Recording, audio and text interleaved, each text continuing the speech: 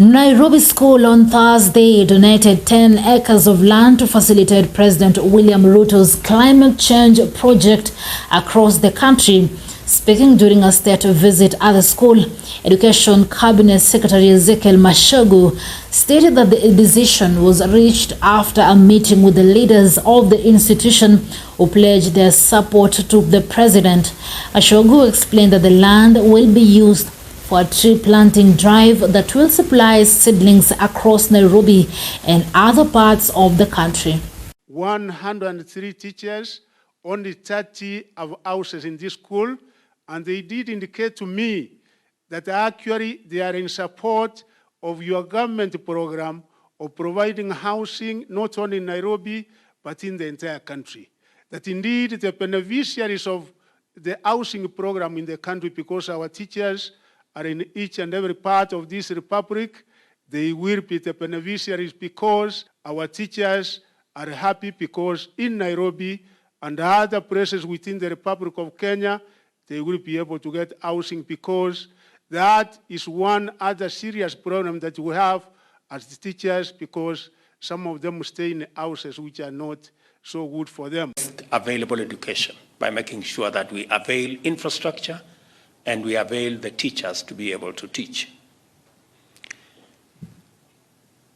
We are committed to building a modern, dynamic, and inclusive education ecosystem that is student-centered, a system that molds minds, shapes character, and transforms young men and women into agents of innovation, productivity, and progress. A system that delivers knowledge, builds competencies, and instills purpose. And it is the reason why we're not only dealing with our basic education, we are also working round the clock to see how we can improve our tertiary education in our TVETs and in our universities as well. I did ask Mr. Maina, the head teacher of this school, about how many students will be getting out of this institution after their education, and he told me 541.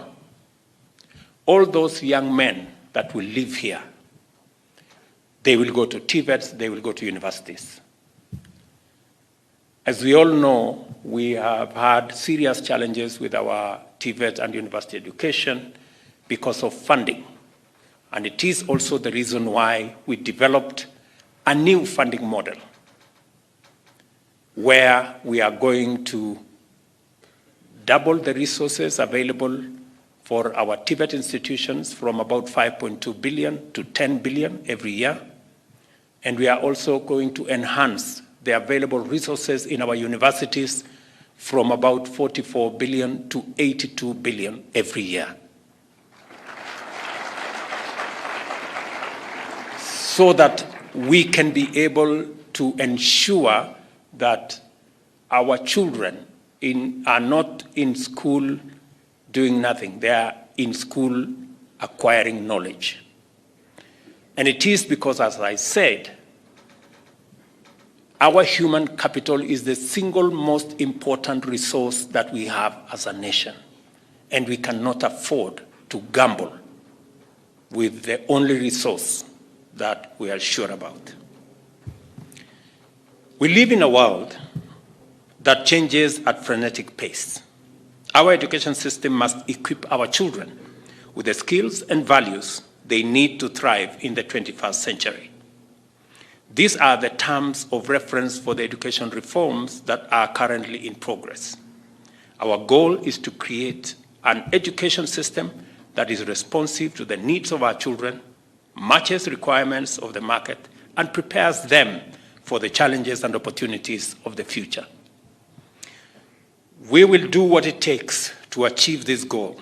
We are investing in new technologies, developing new curricula, and improving teacher training to ensure that our children receive world-class education.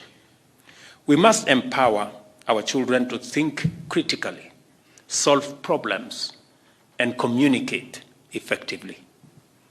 The young man who did a poem for us, his signature of effective communication.